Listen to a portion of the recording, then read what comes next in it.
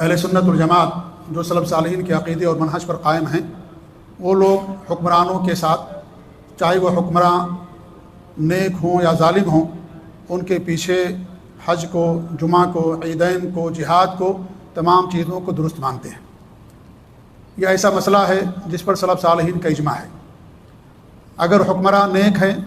تو پھر کوئی مسئلہ ہی نہیں ہے اس کے اندر، لیکن اگر وہ برے ہیں، فاسق ہیں، ظالم ہیں، ہم سے ہمارا اپنا حق لے لیتے ہیں، اپنا حق ہمیں نہیں دیتے، ہم پر ظلم کرتے ہیں، ہمارے مال کو لے لیتے ہیں، تو اسی صورت میں بھی کتاب و سنت میں ہمیں صبر کرنے کے لیے کہا گیا ہے، اور ان کی بیعت سے اپنے ہاتھ کو نکالنے سے منع کیا گیا ہے۔ اور یہ ایسا مسئلہ ہے جس پر اجماع ہے، سلف صالحین کا اس مسئلے پر اجماع ہے، کیونکہ ان کے خلاف خروج کرنا، بغاوت کرنا، اس میں انسانی خون کی بربادی ہے، عزت و آبرو کی بربادی ہے، اور اس طریقے سے انسان کا خون بہتا ہے اور دنیا کے اندر فتنہ اور فساد پھیلتا ہے۔ اس لیے شریعت نے باقاعدہ ہمیں اس بات کا حکم دیا ہے کہ انسان ان کی بیعت سے اپنے ہاتھ کو نہ کھینچے، اور جہاں تک ان کے ظلم کی بات ہے یا وہ لوگ اپنا حق نہیں دیتے ہیں تو قیامت کے دن وہ جواب دہ ہوں گے، وہ ذمہ دار ہوں گے، اللہ تعالیٰ قیامت کے دن ان سے سوال کرے گا۔ لیکن ہمارے لیے جائز نہیں ہے کہ ان کے خلاف بغاوت کریں، خروج کریں، لوگوں کو ان کے خلاف بھڑکائیں، کیونکہ اسے دنیا کے اندر فتنہ پھیلتا ہے، فساد پھیلتا ہے۔ یہ چیز ہمارے لیے قطعاً جائز نہیں ہے۔ اب آپ کہیں گے کہ بھائی آپ ہمیں بزدلی کی تعلیم دیتے ہیں، بھائی یہ بزدلی بہتر ہے انسانی جان کو برباد کرنے سے اور انسانی خون کو ضائع کرنے سے۔ جب خروج ہوا ہے، بغاوت ہوئی ہے، نقصان کے علاوہ کچھ بھی فائدہ نہیں ہوا ہے، اور علماء نے ساری باتیں تاریخ کے اندر، کتابوں کے اندر لکھی ہیں۔ لہذا اہل سنت والجماعت کا ایک بڑا یا ان کی ایک بڑی پہچان ہے کہ وہ امام کے پیچھے، حکمرانوں کے پیچھے، چاہے وہ ظالم ہی کیوں نہ ہوں، ان کے پیچھے نماز، جمعہ، عید، بقرعید اور حج کو، ان تمام چیزوں کو درست مانتے ہیں اور سمجھتے ہیں کہ ان کے پیچھے تمام چیزیں ادا ہوتی ہیں، اور اگر وہ ظلم کرتے ہیں تو وہ ظلم کے ذمہ دار وہ ہوں گے، قیامت کے دن اللہ تعالیٰ ان سے سوال کرے گا۔ اور اگر ان کا ظلم اور اس طریقے سے ان کا فسق اور فجور اگر واضح کفر تک نہیں پہنچا ہے تو اسی صورت میں ان کے خلاف خروج کرنا شریعت کے اندر حرام و ناجائز ہے، اور اگر واضح کفر بھی ہے تو بھی ان کے خلاف خروج و بغاوت کرنے کی بہت ساری شروط علماء نے بیان کی ہیں احادیث کی روشنی میں، کیونکہ اہل سنت والجماعت کا جو مسلک ہے وہ کتاب اللہ اور سنت رسول کی روشنی میں ہوتا ہے۔ اس لیے احادیث کی روشنی میں انہوں نے بہت ساری شرطیں بیان کی ہیں کہ اگر کسی حاکم جو کفر کرتا ہے، اعلانیہ طور پر واضح کفر کرتا ہے، اس کے خلاف خروج و بغاوت کرنے کی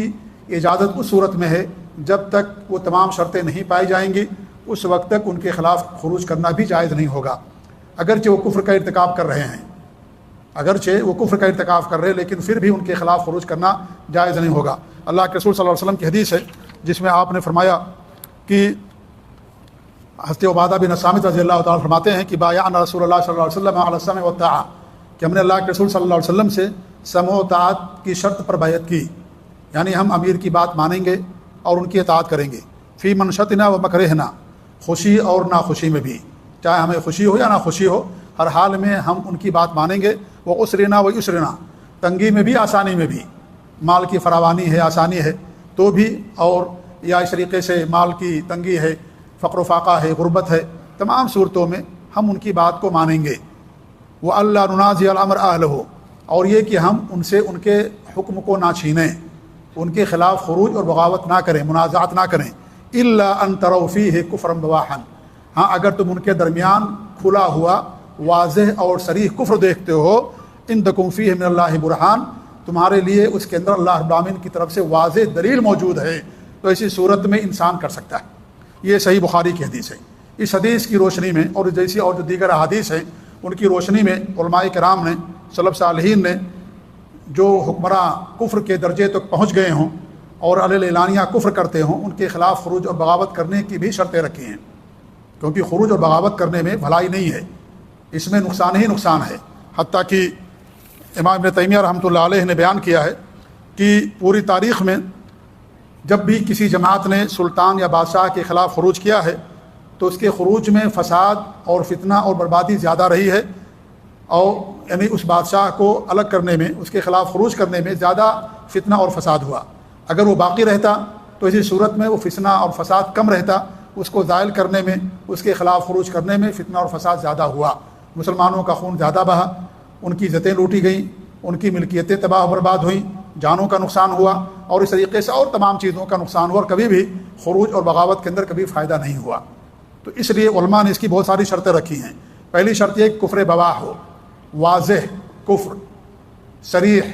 ایسا نہ ہو کہ کوئی اجتہادی مسئلہ ہو کہ ہم اس کو کفر مانتے ہیں، کوئی دوسرا اس کو کفر نہیں مانتا، نہیں، ایک دم واضح طور پر کفر ہونا چاہیے۔ نمبر 2، فسق پر خروج ناجائز ہے، کفر ہونا چاہیے۔ اگر اس کے یہاں فسق ہے،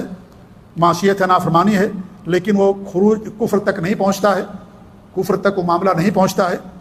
تو ایسی صورت میں اس کے خلاف خروج کرنا جائز نہیں ہے۔ تیسری بات یہ ہے کہ سنی سنائی بات نہ ہو۔ اللہ کے رسول نے کیا فرمایا، الا ان تروا فیہ، تم اس کے اندر جا کر کے اپنی آنکھ سے دیکھو۔ یہ نہیں کہ سن لیا آپ نے کسی سے، کیونکہ سنی سنائی اکثر باتیں جھوٹی ہوتی ہیں، اس میں کم باتوں کو انسان بڑھا چڑھا کر کے لوگوں کے سامنے پیش کر دیتا ہے۔ اس لیے سنی سنائی باتوں پر کبھی بھی انسان کو اعتماد نہیں کرنا چاہیے، اس کی تحقیق کرنا چاہیے۔ تو ہمارے نبی نے فرمایا کہ الا ان تروا فیہ، تم یہ دیکھو اپنی آنکھوں سے، یہ نہیں کہ تم ان کے بارے میں سنو، یہ نہیں کہا الا ان تسمعوا فیہ، تم کو ان کے بارے میں کوئی بات سنو، یہ ہمارے نبی نے فرمایا، یہ فرمایا الا ان تروا فیہ، ان کے اندر کوئی کفر دیکھو، تم اپنی آنکھوں سے دیکھو۔ یہ نہیں کہ کسی نے آ کر کے بیان کر دیا آپ کے سامنے کہ ہم نے ایسا دیکھا تھا، اور آپ نے اس کی بات سن لی اور اس کے خلاف خروج کرنے کا پلان بنا لیا، لوگوں کو بھڑکانا شروع کر دیا کہ بادشاہ کے خلاف خروج کرنا ہے، حاکم کے خلاف بغاوت کرنا جائز نہیں ہے۔ دیکھنا ضروری ہے، سننے کے سے یہ چیز جائز نہیں ہوگی۔ اور اس طریقے سے چوتھی بات یہ ہے کہ اس کفر پر دلیل ہو واضح طور پر، عندکم فیہ من اللہ برہان، اللہ رب العالمین کی طرف سے واضح دلیل ہو، کوئی اجتہادی اور اختلافی مسئلہ نہ ہو کہ ایک جماعت یا ایک عالم اسے کفر سمجھتا ہے اور دوسرا عالم اس کو کفر نہیں سمجھتا، نہیں، باقاعدہ اللہ رب العالمین کی طرف سے واضح نص اور دلیل موجود ہو۔ اور پانچویں شرط یہ ہے کہ آپ کے پاس طاقت اور قدرت ہو۔ اگر آپ کے پاس طاقت اور قدرت نہیں ہے تو ظاہر بات ہے آپ کا خروج جو ہے ایک دم غلط ہوگا، اور اس طریقے سے مسلمانوں کی جان ضائع کا سبب بنے گا، ضائع ہونے کا۔ لہٰذا یہ بھی شرط ہے کہ آپ کے پاس طاقت ہو، کیونکہ طاقت کی بنیاد ہی پر انسان کوئی کام کرتا ہے۔ آپ انفرادی معاملہ لیجیے، اگر آپ کے پاس طاقت ہے تبھی آپ کسی سے مقابلہ کرتے ہیں، اگر طاقت نہیں تو انسان صبر کر لیتا ہے، پیچھے ہٹ جاتا ہے۔ اگر طاقت نہیں تو انسان پیچھے ہٹ جاتا ہے۔ تو طاقت ہونا چاہیے، انسان کے پاس قدرت ہونی چاہیے۔ چھٹی شرط یہ بیان کی گئی ہے کہ آپ کی بغاوت اور خروج کامیاب ہو۔ ایسا نہ ہو کہ آپ کچھ آدمیوں کو لے کر کے نکلیں اور سب کو بادشاہ اور حاکم وقت بندوق کی گولیوں پر سب کو بھون دے، سب کو قتل کر دے، سب کی جانیں چلی جائیں، اور جو بچ جائیں ان کے پورے خاندان کو تباہ و برباد کر دیا جائے۔ ایسا نہیں ہونا چاہیے۔ یہ ہو کہ یقینی طور پر آپ کا خروج اور آپ کی بغاوت کامیاب ہوگی۔ اور چھٹی شرط یہ ہے کہ مسلمانوں کا خون بھی نہیں بہنا چاہیے۔ ایسا نہ ہو کہ آپ خروج کر رہے ہیں تو لاکھوں لاکھ مسلمانوں کا قتل عام ہو رہا ہے اور اس طریقے سے مسلمانوں کو قتل کیا جا رہا ہے، یہ بھی نہیں ہونا چاہیے۔ اور آٹھویں شرط یہ ہے کہ اس کے بعد جو حاکم ہوگا اس سے بہتر ہوگا۔ ایسا نہ ہو کہ اس کے بعد جو حاکم آئے اس سے زیادہ ظالم ہو، اس سے زیادہ فاسق ہو، اس سے زیادہ کفر کرنے والا ہو۔ یہ 8 شرطیں بیان کی ہیں علماء نے۔ یہ شرطیں ہوتی ہیں تب کسی حاکم کے خلاف خروج کرنا جائز ہوتا ہے، ورنہ آپ صبر کیجئے، آپ برداشت کیجئے، آپ دعوت کی راہ اپنا